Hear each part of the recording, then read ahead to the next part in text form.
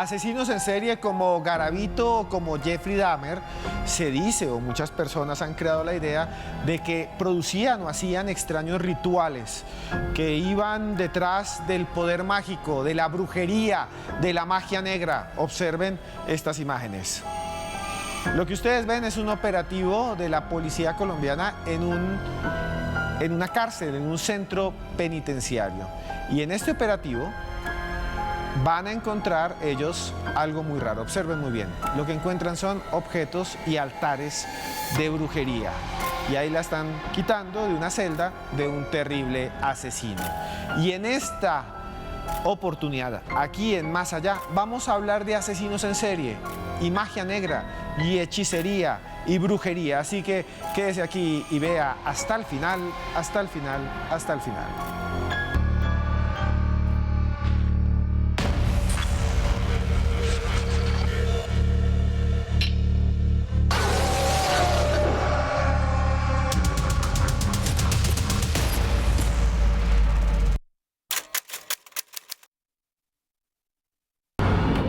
Edwin Olaya.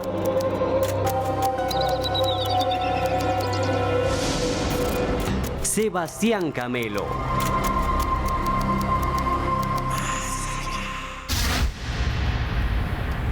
El crimen, los asesinos en serie, la muerte, son temas dolorosos, son temas terribles. Y en muchos de los casos, generalmente surgen leyendas. El morbo hace que las personas busquen estas historias, pero muchas de esas leyendas tienen que ver con algo muy oscuro, que tienen que ver con rituales, con brujería. Hay hasta asesinos que llaman los narcosatánicos. Y aquí en Colombia tenemos uno que le llaman el satánico. Y en toda América Latina hay casos realmente extraños. Algunos dicen que han sido poseídos por demonios para exculparse, para manipular también a la sociedad, como Arthur Shawcross, un terrible asesino en los Estados Unidos. Hoy vamos a hablar de eso, de la brujería y los asesinos en serie, de la magia negra y los asesinos en serie, de la macumba, del palo mayombe, como llaman en muchas partes, y los asesinos en serie. Y para eso tenemos unos invitados muy especiales, ¿verdad, Joana? Don Esteban, buenas noches. Yo hoy me siento como la alumna en una clase magistral, porque usted y nuestros invitados de hoy son expertos en este tema. Vamos a analizar, como usted ya decía, a estos criminales, a estos asesinos en serie, que además utilizan todos los rituales de brujería, de magia negra, porque consideran de alguna manera algunos que eso les da poder para cometer esos crímenes. Y pues, como usted lo decía, tenemos invitados muy especiales. Por aquí el señor Edwin Olaya, perfilador criminal, que además es psicólogo y que por supuesto es experto en este tema. Edwin, bienvenido aquí de nuevo a Más Allá. Joana, Esteban, Sebastián, un gusto compartir, y obviamente con nuestros televidentes, un gusto compartir con ustedes en este espacio hablando sobre asesinos en serie. Y sí, es un tema un poquito más oscuro, ¿no? La oscuridad, al final de cuentas, termina trayendo otro tipo de oscuridad. Y aunque no se habla con frecuencia de ello, algunos delincuentes en general buscan ese tipo de poderes, de cubiertas espirituales oscuras para seguir delinquiendo, para no ser descubierto. Y de esos casos ya en el plano del asesinato en series que vamos a hablar hoy, y vamos a ver qué descubrimos, qué oscuros secretos extraemos de ciertos casos que sabemos les va a gustar.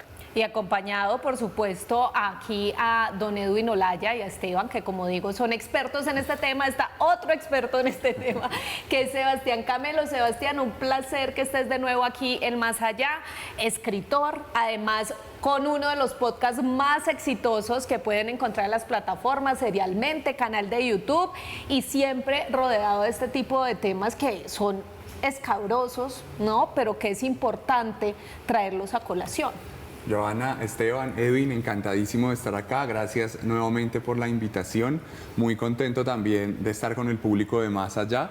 Y sí, me encanta estar aquí para hablar de este tema. Yo, como tú, también soy un aprendiz. Cuando tenemos aquí estos expertos, uno siempre tiene que callar y aprender en este caso.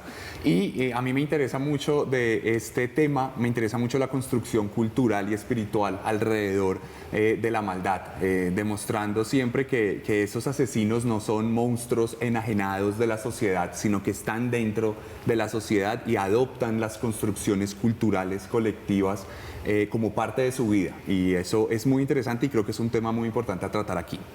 Bueno, vamos a hablar ya mismo de eso, de asesinos en serie y brujería. Observen ustedes la siguiente nota.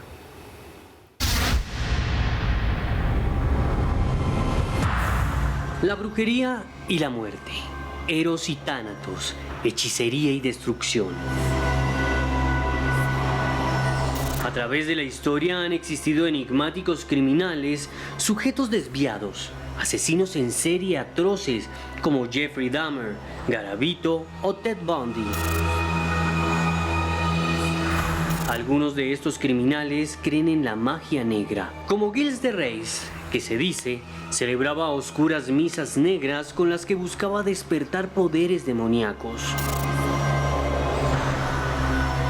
Acompáñenos esta noche a conocer los más extraños casos de asesinos en serie y brujería, solo aquí, en Más Allá. Bueno, Edwin, usted también es psicólogo y yo quisiera que nos ayudara a entender desde la psicología cómo se relaciona todo este tema de asesinos seriales y brujería. Ya usted nos da un poquito de adelanto y es como que lo hacen para adquirir cierto poder, porque consideran que esto le da como la potestad para asesinar sin que los encuentren o precisamente esa fuerza que necesita para cometer sus crímenes. ¿Qué más se puede determinar dentro de este perfil?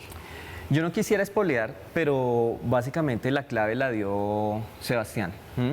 Ahí hay un sistema de creencias culturales, ¿sí? Yo pienso que si buscamos asesinos en serie de Noruega, ¿sí?, que no tiene muchos, pero tiene, pues difícilmente van a orientarse a este tipo de prácticas, ¿sí? Entonces, si hay un esquema cultural, profe, usted lo sabe, usted es el experto, ¿sí?, que termina dando forma a esa estructura de creencias, a esa forma de interpretar el mundo y lo que les rodea. Y lo que sí te puedo decir es que la gran mayoría de asesinos en serie comprende lo que está haciendo, es decir, reconoce la ilicitud de lo que están ejecutando, saben que es un delito y en consecuencia saben que hay la posibilidad de que al ser capturados se les castigue. En aras de esa comprensión psicológica y legal de sus actos, pues van a echar mano a su esquema de creencias para evitar que les caiga encima ese castigo. Y ahí es donde viene lo que yo te decía hace un momento. Terminan que ir con los rezos, que con los entierros, que ofreciendo su alma yo no sé a quién.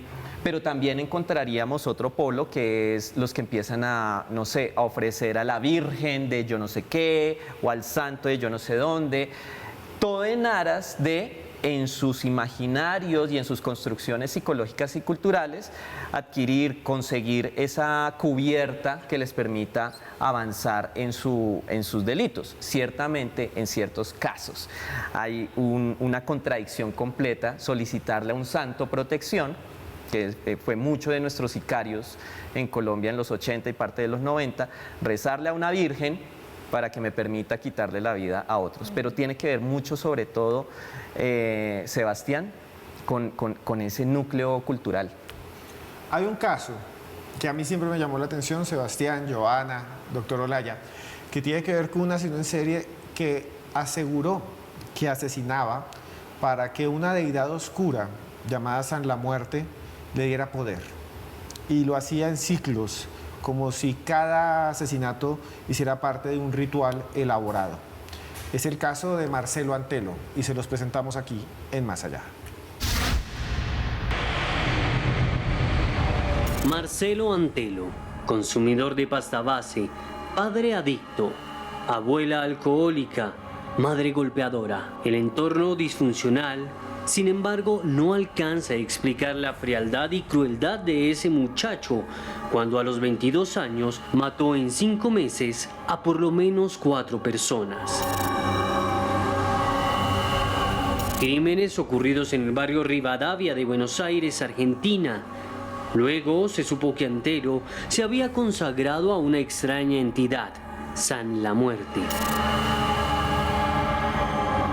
San la Muerte es una deidad de ultratumba con rostro de calavera que se invoca por brujos y personas del común. Un ser que se manifiesta en carreteras y campos y que el asesino creía alimentar con sangre a cambio de protección.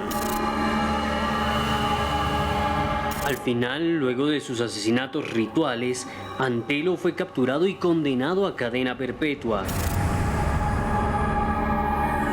¿Qué extraños secretos ocultan los crímenes del asesino de San la Muerte? Lo analizamos aquí, en Más Allá.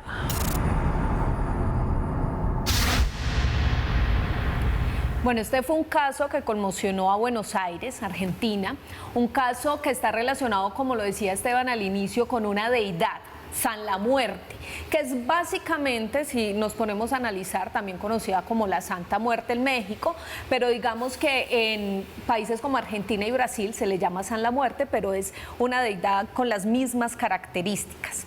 En este caso, Sebastián, ¿qué podemos analizar? Porque es un tipo que tiene, digamos que dentro de su entorno familiar, una cantidad de características que lo terminan involucrando, o mejor, llevando a creer en una deidad, que además comete los crímenes después como en una especie de sacrificio para llevarle precisamente la sangre de estos muertos a esa deidad y tratar de alimentarla. Hay otras cosas alrededor de esto. Cuando lo capturan y su familia es interrogada, su tía dice que él estuvo en muchas iglesias tratando de buscar como un poco de consuelo a esa vida tan cruel que tenía este personaje. ¿Qué podemos hablar de él? Yo la manera en que entendí este caso y en la forma en que lo pude ver fue desde el punto de vista de cómo nos relacionamos con el sistema de creencias en el que crecemos. Estamos hablando de una cultura latinoamericana, un país que tiene sus idas y venires como Argentina, y una deidad, bueno, un santo como este San la Muerte, que es conocido por el grueso de la población, por lo menos de un sector de la población, y las personas lo entienden como algo, digamos, real dentro de lo que tiene que ver con el sistema de creencias religioso, y no quiere decir que todos tengan la idea de alimentarle con la sangre. Yo creo que en ese sentido, y me parece muy interesante, es ver la idea de que la religión en sí misma no dictamina la forma en que debemos pensar necesariamente, sino más bien es un tema de correlación en el que podemos ver cómo se relaciona una persona con la religión y cómo la entiende. Esta deidad, este santo, viene de un montón de sincretismos culturales y religiosos en la Argentina, mucho antes de su misma creación, de su misma independencia, por así decirlo, de que se entendiera como la Argentina, y hoy en día la tenemos y mucha gente la concibe como algo real, algo que hay que rendirle culto, pero esta persona en particular, este asesino, es el que le rinde culto dándole sangre, matando. Y podemos ver que tiene que ver con un montón de problemas y relaciones de la propia vida del asesino. Es el asesino el que busca llenar sus vacíos. De la misma manera en que la juventud, obviamente guardando de distancias, pero de la misma manera en que la juventud con carencias busca llenar sus vacíos en otras manifestaciones violentas, en manifestaciones culturales, si la sociedad lo permite y le da la opción de tomarlas, en el deporte, en lo que sea.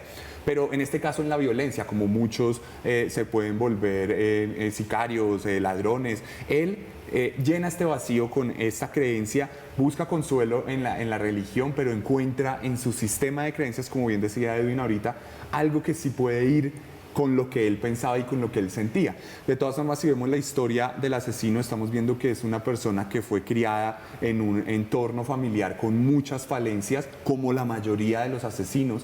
Se crió sin afecto, se crió con violencia de por medio, con drogas, consumo de drogas, que eso por supuesto de forma descontrolada también tiene unas consecuencias e implicaciones. Entonces estamos viendo la historia de un asesino en serie, no típica, pero sí común en muchos aspectos, solo que esta vez tiene el aderezo, ¿no? El aderezo de la religión y ya tiene que ver con un contexto de esta Latinoamérica, que tenemos este sistema de creencias, que tenemos estas reglas, pero a la final, si tú le quitas la parte de la santa, del San Muerte, lo que tienes es un tipo que mataba de forma impulsiva, que mataba, digamos, a veces sacaba dinero de sus asesinatos, sacaba algún tipo de conveniencia, pero luego termina conectado con estos temas. Entonces ahí yo creo que es cómo nosotros nos relacionamos con el sistema de creencias y cómo sacamos provecho de él de acuerdo a nuestras falencias, a nuestras necesidades, a nuestros traumas o cualquier otro tipo de manifestación psicológica.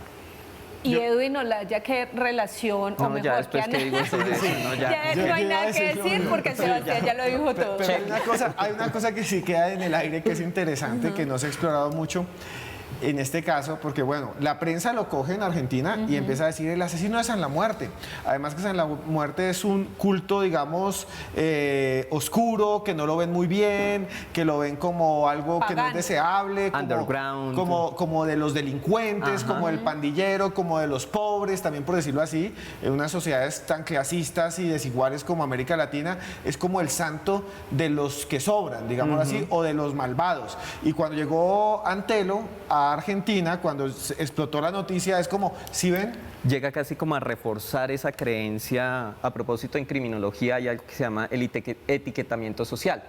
Y es que ciertos grupos sociales se comportan de una manera particular y casi que eso termina modulando el comportamiento de esos grupos sociales. Entonces, si se dan cuenta que esos son malocitos porque además tienen esas creencias religiosas, ¡pum!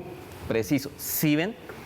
Es algo muy interesante, además, como la religión, y aquí ya nos estamos como abriendo otra ventana diferente, pero como la religión también empieza a dar pautas de la selección de personas y de la construcción de grupos en particular.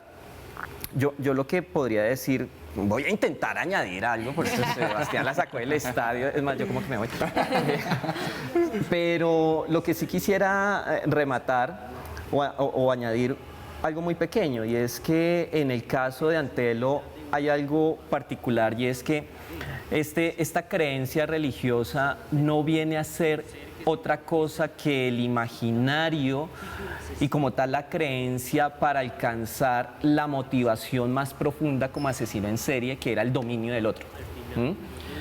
Porque, y aquí es donde toca empezar a escarbar mucho más en cada uno de los casos. Si ustedes buscan, y espero que lo hagan, cómo ocurrieron esas muertes, se van a dar cuenta que no hubo un componente realmente tan ritualista como uno quisiera creer, que incluso justificara, claro, es que sí hay una creencia profunda, hay una adepción a eso, sino que sencillamente les disparaba a bocajarro, a veces por motivos que diríamos aquí en Colombia desde el derecho fútiles. Te debo plata, me disparaste en la cara. Entonces, como que en el fondo no termina siendo más que una excusa. Primero, para justificar lo que hizo, de alguna manera, y dos, para viabilizar lo que quizás él mismo nunca reconoció, y era su deseo de ser alguien a costa de la vida ajena. Bueno, qué interesante análisis, y hay muchos otros casos que los vamos a ir desarrollando aquí en Más Allá. Recuerden que en nuestras redes sociales pueden opinar con el numeral de hoy, que es Brujería Más Allá, y aquí les tengo el libro recomendadísimo para este tema: Vampiros, Caníbales y Payasos Asesinos. Esta es una edición de bolsillo actualizado de este libro de nuestro director Esteban Cruz, así que es muy fácil para que lo consigan en cualquier librería, también plataformas digitales, les llega hasta su casa y lo pueden llevar a cualquier lugar. Nosotros ya regresamos aquí en Más Allá.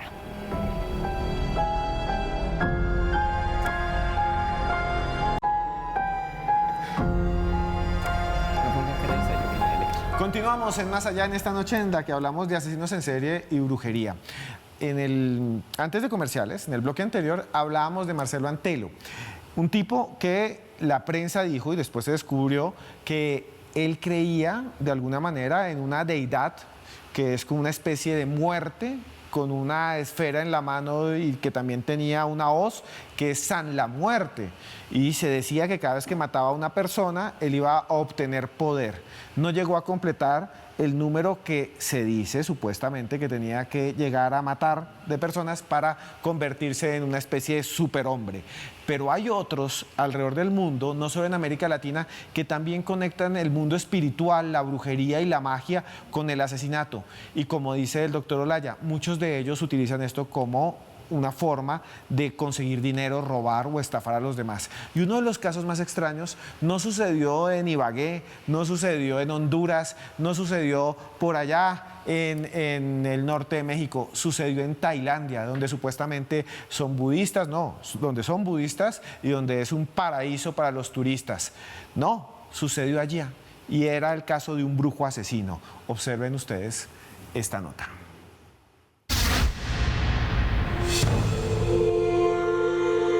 Ahmad, el chamán Suraji, un asesino en serie indonesio que cometió 42 asesinatos de mujeres y niñas durante un periodo de 11 años. Su método peculiar involucraba enterrar a las víctimas hasta la cintura con la cabeza mirando hacia su casa, ya que creía que esto le otorgaba poder.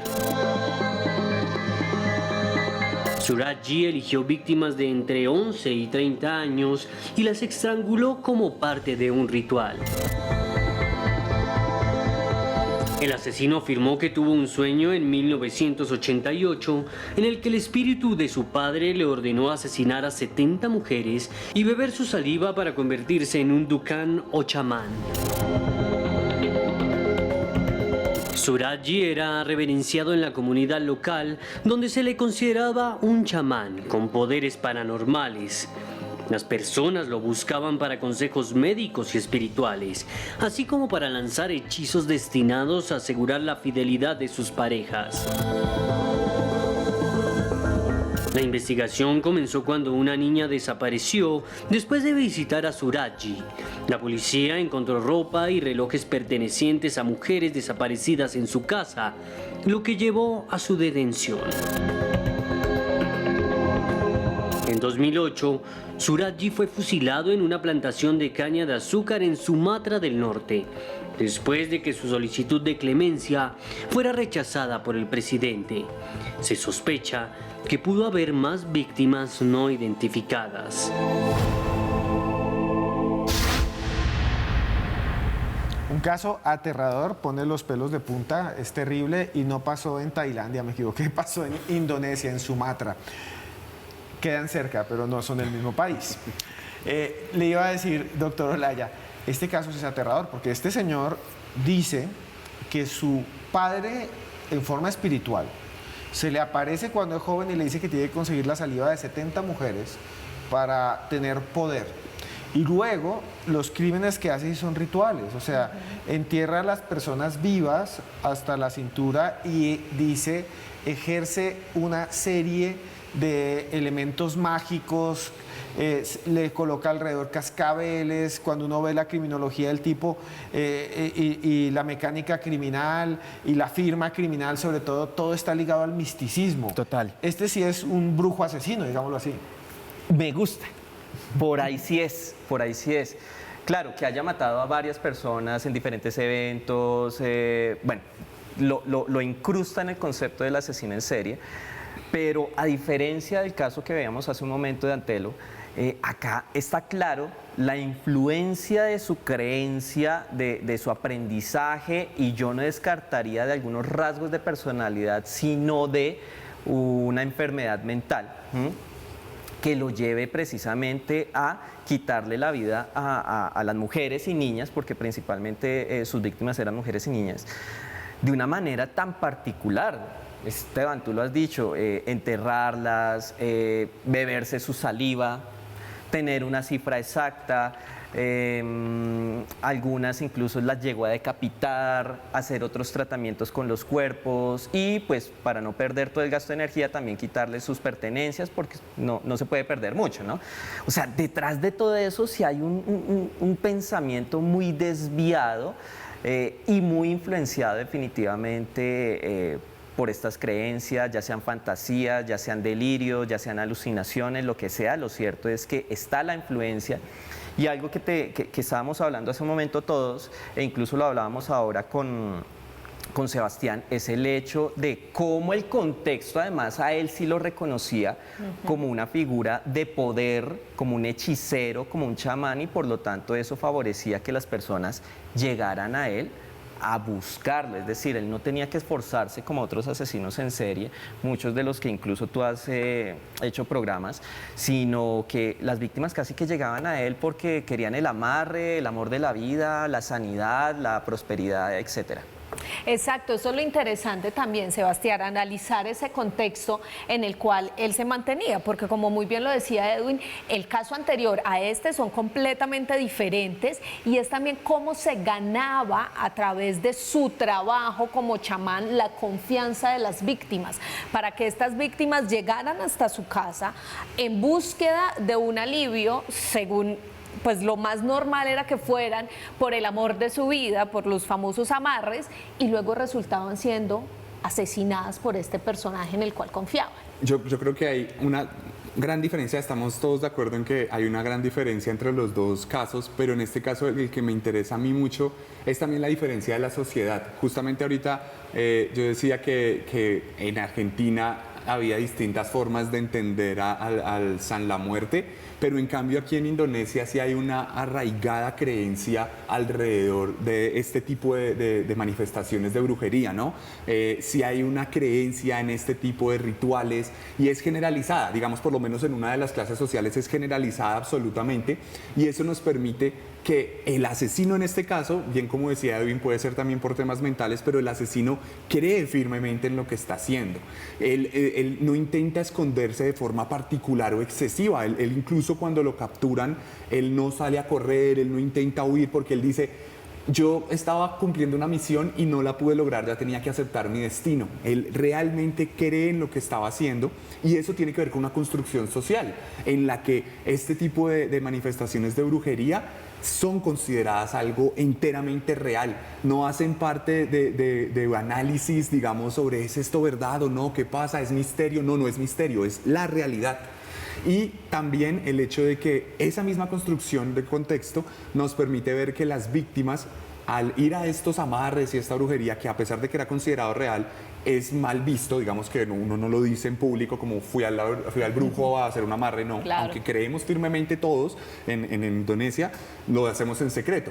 Eso de hacerlo en secreto también permitía que el asesino actuara de forma libre, claro, porque nadie podía relacionarlo a él con sus víctimas, que esa es siempre la primera manera en la que las autoridades logran llegar a un asesino. ¿Cómo lo relaciono con la víctima? En este caso, la víctima sale de su casa, no le cuenta a nadie dónde va y desaparece. Luego es enterrada, entonces en ese caso le facilita la labor al asesino, por eso llega a tantas personas, por eso es tan prolífico en ese sentido, porque está fuera del espectro, digamos, superficial de la sociedad. Y eso nos permite ver que esa construcción de contexto en muchos casos es crucial para entender digamos, los procesos, los acontecimientos de los asesinos. Edwin, y hay otra cosa interesante y es el tema de que al final él resulta pidiendo clemencia para que no lo maten, ¿cierto? Después de que es capturado, de que le hacen todo su proceso, y esto es muy habitual en algunos asesinos. Total. ¿Esto por qué se da? Porque obviamente van a perder lo que es de ellos, la vida, ¿sí? Y la posibilidad eventualmente más adelante de seguir quitándole la vida a otras personas. Por eso es que, como tú bien lo has dicho de manera muy acertada, este comportamiento de solicitud de clemencia se va a dar en Indonesia, se dará en Estados Unidos, en China, en Colombia, porque es el miedo precisamente a la muerte. Además que sumemos esta concepción o esto que acaba de mencionar a lo que nos explicaba ahora Sebastián, en el sentido de que la muerte es una cosa para nosotros acá en Occidente, pero allá tiene otro significado. No sabemos, por ejemplo, qué implicaría en su sistema de creencias morir, como murió, después de todo, en un campo de arroz.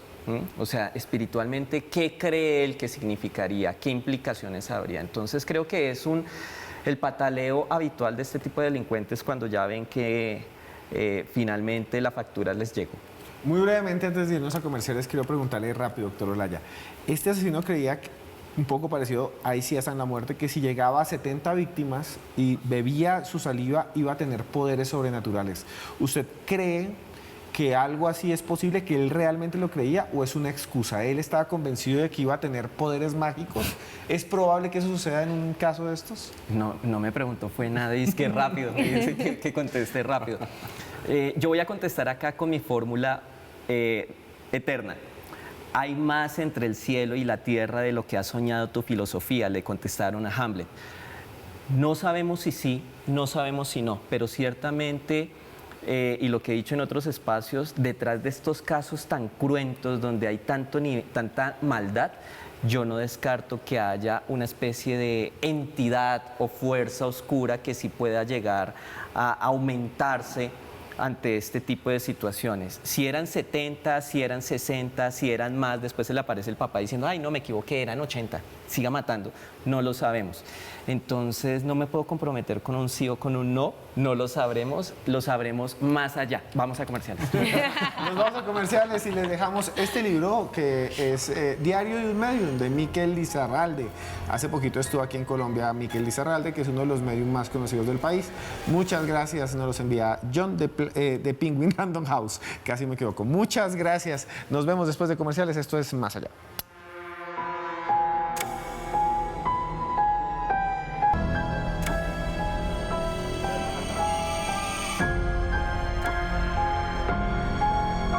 Continuamos aquí en Más Allá, en esta noche en la que hacemos una recopilación por asesinos en serie que utilizaron la brujería para cometer sus crímenes.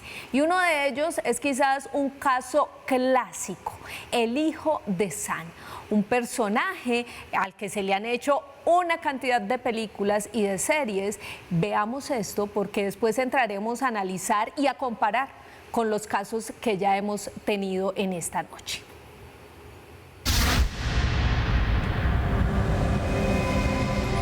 En el verano de 1976, en Nueva York, un asesino aterrorizó a la ciudad apuñalando y disparando a varias mujeres jóvenes, siendo apodado el asesino del calibre 44, debido al arma utilizada en los ataques. El autor detrás de estos crímenes resultó ser David Berkowitz, nacido en 1953 en Brooklyn y dado en adopción cuando era bebé. La ola de violencia comenzó a finales de 1975, con apuñalamientos y disparos a varias víctimas. A medida que los crímenes continuaban, la policía de Nueva York notó un patrón. En todos los ataques se utilizaba un arma de calibre 44. Sin embargo, las identificaciones de testigos eran inconsistentes. En marzo de 1977, Berkowitz fue detenido después de un incidente en el que una testigo llamada Cecilia Davis alertó a la policía. En su coche se encontraron pruebas que lo incriminaban. Berkowitz confesó los asesinatos y afirmó estar bajo la influencia de una secta satánica y la brujería. Envió una carta al New York Post haciendo referencia a esta supuesta secta, lo que alimentó la teoría de una conspiración satánica. David Berkowitz fue juzgado, declarado culpable y condenado a 25 años de prisión por cada asesinato, que se cumplirían consecutivamente. ¿Fue el hijo de Sam un asesino solitario o parte de una secta satánica de brujería? Lo analizamos aquí, en Más Allá.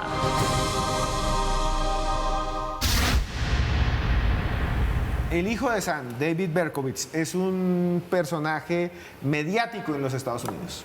O sea, usted habla en Nueva York con una persona de mediana edad y todos lo conocen, pero no saben quién es Gabriel García Márquez, nunca leyeron Platón, pero saben dónde vivía David Berkowitz, cómo se llamaban las víctimas, y muchos de ellos creen que realmente él no fue el asesino, sino que era un grupo, una secta satánica que se reunía en un parque. Yo fui hasta ese parque y el parque está abierto y uno se puede meter a donde supuestamente hacían sus rituales, que es una casa abandonada, y hoy en día todavía hay grafitis por allí y hay caras del hijo de Sam hecha por artistas, de este señor en las paredes, pero un asesino terrible, que al comienzo se llamaba el asesino del revólver 38, y que después se fue convirtiendo lentamente en este mito, que es un mito realmente, de que él estaba o mal de la cabeza o había una fuerza oscura, una inteligencia maligna que poseía un perro y que le mandaba información y le decía mata, mata, mata, un perro, que realmente sí existió y hay hasta fotos del perro.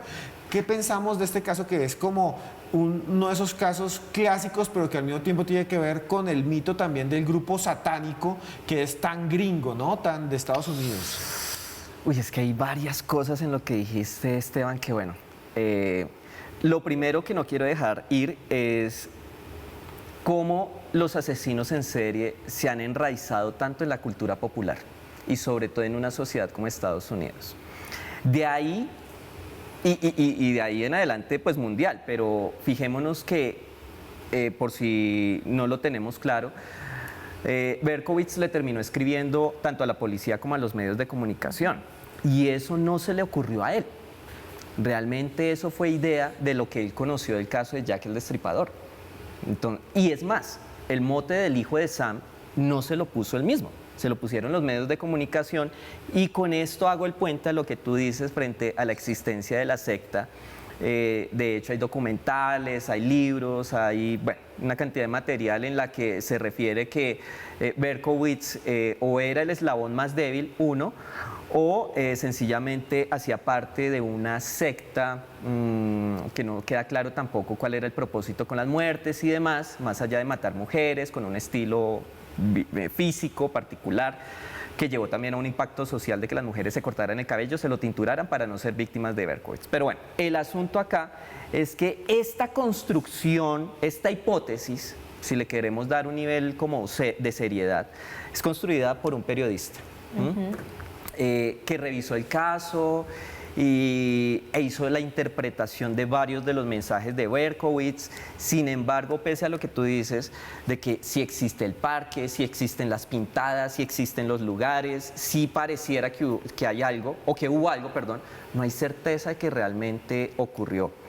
Lo que sí, y esto sí se lo quiero dejar a Sebastián, hombre, no le voy a quitar este privilegio, además porque son de esos casos que se gozan, el por qué termina Berkowitz echándole la culpa a su perro, ergo al demonio de 3000 años, pues es así, ya desarrollala tú. Pero el perro del vecino, incluso dicen que le disparó, ¿no? Al perro. Sí, dicen, pues, tuvieron, no murió el perro. No, el perro. Tuvo la relación con él. Eso sonó raro. Tuvo una relación con el perro.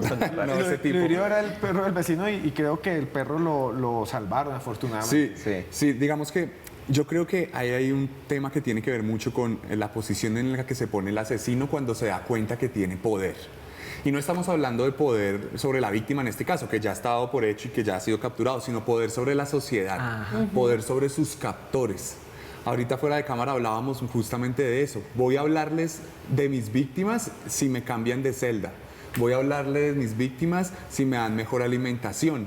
En este caso, Berkowitz, cuando se da cuenta que tuvo un impacto cultural, cuando él tuvo un impacto cultural en la sociedad, él se da cuenta que él tiene el poder para relacionarse con la sociedad. ¿Y qué mejor forma de hacerlo que darle a la sociedad lo que la sociedad pide? Una historia, una narración. Un monstruo. Ahí es lo más importante, un monstruo. Les está brindando algo distinto al típico asesino. Al típico asesino que ya es común en una sociedad, pero este hablaba con el perro. Y eso se vuelve un hito. Y entonces Spike Lee saca una película, el Summer of Sam, y habla de eso y muestra la escena donde el perro le habla. Y ahí me voy a tomar la licencia de hablarles como creador. Yo escribo, tengo libros publicados, gracias por decirlo ahorita, Johanna. Y en uno de mis libros hay un relato que es sobre Berkowitz, sobre el hijo de Sam. Y cuando yo estaba haciendo toda la investigación y todo, claro, ya yo lo escribí hace 5 o 6 años, yo me di cuenta que él se había retractado. Él al principio dice lo del perro y luego unos años después dice, no, yo dije eso para ganármelos a ustedes, para ganarme su interés.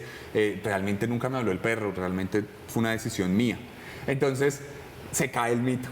Y cuando yo iba a escribir y me iba a confrontar con el texto aunque está basado en la vida real, es una licencia de la realidad, como casi todo lo que escribo, yo decía, no, yo quiero hablar de lo del perro, yo quiero contar la historia de lo del perro a mi manera, porque narrativamente es lo que me interesa, porque a nivel, digamos, temático es lo que me va a contribuir al resto del libro.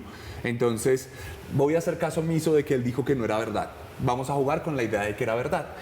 Y es lo que hace la sociedad en general. Necesitamos consumir una historia que cierre.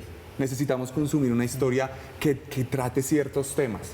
Y en este caso, así como antes hablamos de los asesinos que se adaptan a ese contexto, en este caso el asesino produjo el contexto, como muchos otros. Y bien decías el ejemplo de Jack el Destripador. Esto también nos contribuyó a esa construcción del asesino que tiene que escribirle a las autoridades, a la prensa, porque ese es el imaginario. Luego el imaginario del asesino súper inteligente, frío, calculador, que es muy elocuente y que no todos son así. Luego cuando nos enfrentamos a la realidad nos damos cuenta que la inmensa mayoría no son así.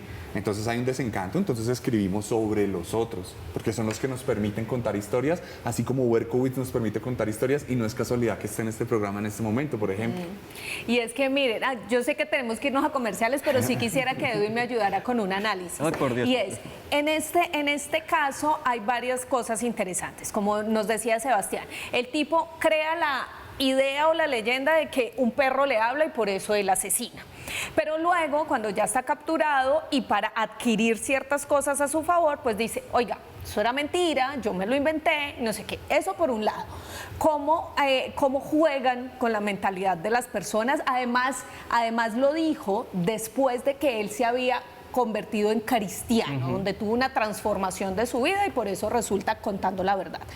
Pero no solo eso, por otro lado está cómo la sociedad convierte a estos personajes en protagonistas, ¿cierto? Porque alrededor de él surge todo el recorrido mediático del caso, un periodista que se obsesiona con el tema, todos los periódicos hablan de esto, recorren la noticia de pe a pa. Entonces también la sociedad le brinda de alguna manera un poder a estos asesinos. Claro, total. Mira que voy a recoger algo que tú estás mencionando y no me demoro, prometido. ¿Qué pasa? Berkowitz empezó a jugar mucho con la percepción de la gente. De hecho, a los primeros a quienes les reveló que todo era un carretazo, chorradas, literal fue lo que dijo, fue a los perfiladores del FBI. Cuando él empieza, no, es que a mí me habla un perro, un demonio de 3000 años, y Ressler y su equipo le dice, ¿sabe qué, amigo? Nosotros no venimos a eso. Si usted va a echarnos ese cuento, permiso, nos vamos. Cuando él ya ve que perdió ese nivel de atención, dice, no, venga, les cuento. No, eso es carreta. Todo esto era ¿para qué? Para alcanzar lo necesario, según su creencia y según su saber, para que fuera condenado con enajenación mental. Es decir, tiene un trastorno, entonces gana beneficios. Ojo con lo que estoy diciendo, beneficios. El admitir después, de manera abierta, es un pseudoacto de honestidad. El convertirse a una religión es un acto también de pseudo-humildad. Pero todo está en función de afectar la percepción de la sociedad. Y recordemos que en el sistema penal de Estados Unidos hay la posibilidad de ciertos niveles de libertad. La libertad bajo palabra, en este caso obviamente no aplicó, pero sí que después de tanto tiempo haya una reunión de personas y digan, ok, este tipo como que ya está como bien, puede salir. Igual que pasó con este español Ferrandiz, que un asesino en serie y hace como 2 meses ya salió libre porque cumplió pena. Él lo que quiere es seguir, y este tipo de personas, y eso puede sonar a eco de Garavito y otros casos, lo que quieren es generar una percepción de las personas para seguir obteniendo, ¿qué? Beneficios. La cuestión es que como sociedad les creemos. Claro, y siguen siendo el centro de atracción cuando lo que son manipuladores, como Garavito, que acaba de morir y que también decía que había hecho rituales o que había escuchado al diablo. Ajá. Ahorita hablamos después de comerciales. Ya volvemos porque esto es Más Allá.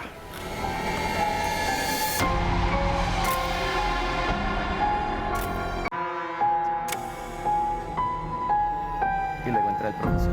Continuamos aquí en Más Allá y esta vez nos vamos a México, exactamente al estado de Tamaulipas, en donde la droga se mezcla con este tema del satanismo. Y allí surgen unos personajes que la prensa y los medios denominaron los narcosatánicos.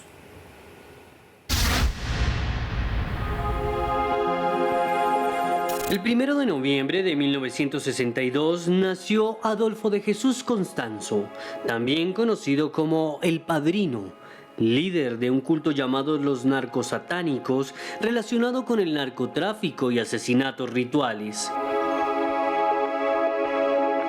Constanzo dirigió este culto junto con Sara Aldrete, conocida como la Madrina, y cometieron una serie de asesinatos y sacrificios rituales en Matamoros, México. Su crimen más famoso fue el asesinato de Mark Kilroy, un estudiante estadounidense en 1989, cuya muerte desató la atención de los medios y las autoridades. Constanzo convenció a sus seguidores de que al consumir un caldo con partes humanas serían invisibles e invencibles. La investigación llevó al descubrimiento de un departamento en la Ciudad de México donde Constanzo y sus seguidores resistieron un enfrentamiento con la policía antes de suicidarse. Constanzo, de origen cubano-americano, tenía vínculos con el vudú haitiano debido a los viajes de su madre a Haití. El culto practicaba sacrificios de animales y posteriormente humanos, y sus crímenes involucraban rituales sangrientos. ¿Por qué lo hacían?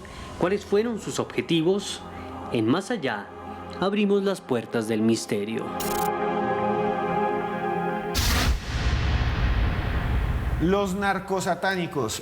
Se han hecho películas, Perdida Durango, por ejemplo, muy famosa en España, y es un caso que sigue estando allí, pero hay algo que a mí me parece realmente macabro de esto, porque se parece muchísimo a otros asesinatos rituales, incluso los de Charles Manson, de la familia Manson, donde un grupo de personas actúa por un líder que dice tener poder y que dice tener poder mágico. Charles Manson también un poco predecía que iba a venir una gran revolución y una tercera guerra mundial y una guerra racial, y atacaba a los que para él eran sus enemigos, que realmente yo creo que hay al fondo un montón de envidia y resentimiento.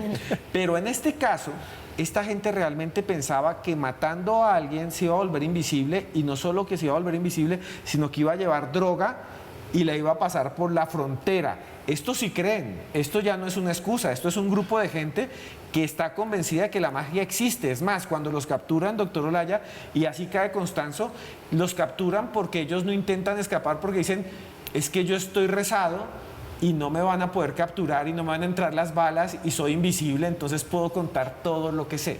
Es un caso muy extraño. Ellos sí creen en la brujería, en la magia. Claro, pero aquí hay que sumarle un componente adicional, y es el rol del líder sectario, de este líder carismático, convencido de lo que está diciendo, que es capaz de influir en tu sistema de creencias. O sea, esto era literal una secta, lo cual es muy interesante, ojo, lo digo interesante desde lo académico, porque además empieza a fundir varios conceptos, varios entornos criminológicos: el narcotráfico, delincuencia común, brujería, pero además una secta. O sea, esto es un salpicón súper extraño que claramente tiene sentido en la medida en que alguien como este individuo tenía unas capacidades no solo de convencimiento, sino también de manipulación. Y además hay gente que le cree. Como en toda secta, siempre va a haber alguien que crea, porque este discurso del líder va a llenar ciertos vacíos o va a suplir ciertas necesidades. En este caso, tú lo mencionabas, pues que el negocio nos produzca y nos vaya bien. Somos invisibles, nadie nos ve, vamos a pasar droga. No, no somos invisibles, nos cogieron, se perdió la droga, pero no pasa nada, porque está el nivel de creencia que lo hablabas tú en comerciales. Hay gente que todavía cree en el tipo. y creen sus capacidades incluso sobrenaturales. Entonces aquí creo que la particularidad tiene que ver con este loco, con la capacidad y el poder que tenía sobre aquellos que lo rodeaban.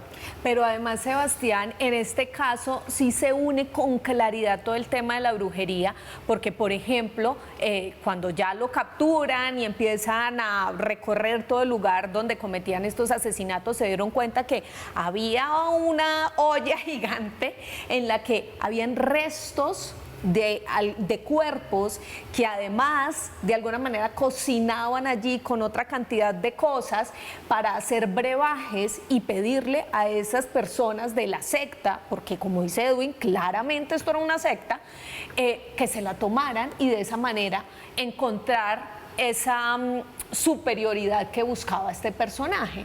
Entonces, ¿cómo cabe dentro del sistema de creencias todo esto, no solo del líder, sino de la posibilidad de manipular al resto de la gente? Yo creo que aquí la clave es que estamos hablando de un grupo. Cuando hablamos de los narcosatánicos, a pesar de que tenemos un líder, estamos hablando del grupo. No se habla de él y los narcosatánicos, sino se habla de todos ellos en conjunto. Un grupo que tiene unos objetivos, una agenda, unas necesidades, en este caso alrededor del narcotráfico, de la delincuencia. Y cuando estamos hablando de un grupo que es armado, además que es beligerante, que usa la violencia para lograr sus objetivos, estamos hablando de una especie de ejército, por así decirlo. Y cuando tenemos un grupo que estamos manejando, necesitamos que el grupo crea. ¿En qué creemos? Entonces, piensa en los ejércitos del mundo, en la noción de patria. Todos los ejércitos creen en algo. Ningún ejército mata porque se cree malo. Ninguno dice, ay, es que yo masacro a esta gente porque soy malo y necesito masacrar. No, el ejército masacra y mata en nombre de su creencia, bien sea religiosa, su noción de patria, su noción de religión, su noción étnica. En este caso, necesitábamos que este grupo tuviera algo en que creer. ¿En qué creo? En el líder, en sus poderes, pero no solo creo en él y sus poderes, sino creo en toda la cosmología, en todo ese universo que él ha creado para mí. Ojo, no, él en un día no se levantó diciendo, esta es la realidad, no. Él ahí decía, él fue a Haití. Y detrás de eso tú miras todas las bandas criminales de Haití, practican el vudú. Y eso es de siglos atrás.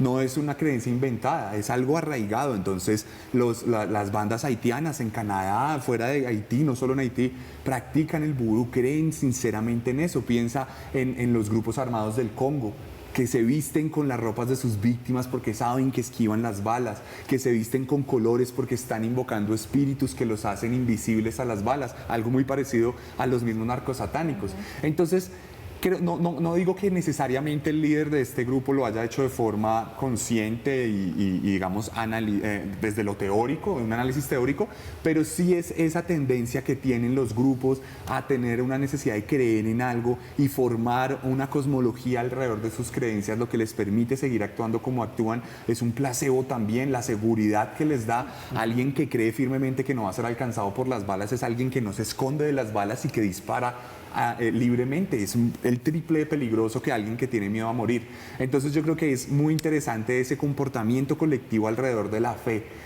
en lo que sea, entiéndase con la fe en lo que sea, no necesariamente en algo religioso.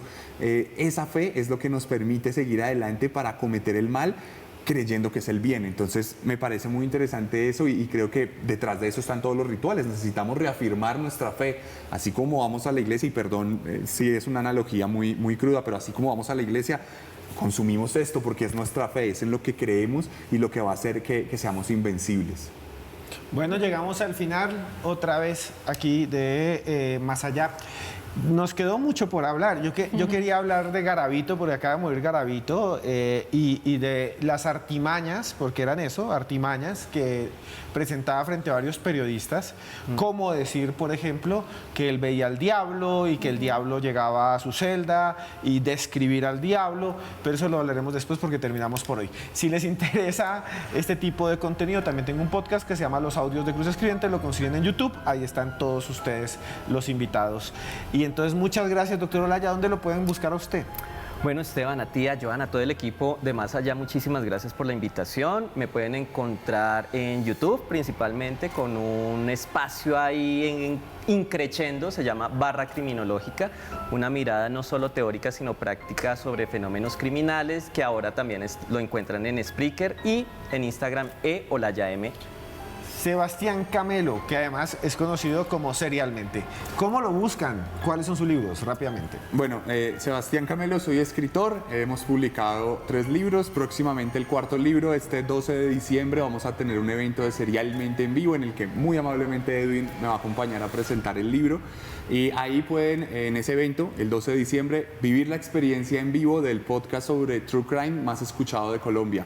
El podcast se llama Serialmente, lo pueden escuchar en Spotify buscando como Serialmente, pero también en YouTube y en todas las plataformas de audio. Y en las redes sociales me encuentran como @el_arracadas. El Arracadas, ahí subimos contenido todos los días y los invitamos no solo a Serialmente en vivo el 12 de diciembre, sino a la tertulia criminal donde nuevamente estaremos con Edwin el 14 de diciembre, no duden en escribir. Pero ¿cómo conseguimos información para poder asistir a los eventos? En redes sociales, escríbanme en redes sociales, seguro por aquí debe aparecer la arroba, entonces ahí nos pueden encontrar, nos pueden escribir y les damos toda la información. Y además hay un podcast brutal que se llama Ventana al Misterio, y Ventana al Misterio es de Joana Arenas. Joana, muchas gracias. ¿Cómo pueden encontrar su podcast? Don Esteban, súper fácil. Ustedes entran a YouTube, buscan Ventana al Misterio con Joana Arenas. Ahí también han estado estos personajes. Así que, bueno, falta Edwin. Lo voy a invitar, Edwin. No ya, me he es un invitado, compromiso. no me he invitado. Vamos a hacer un video pronto con Edwin y ahí se pueden conectar o a través de mis redes sociales, @yarenasb.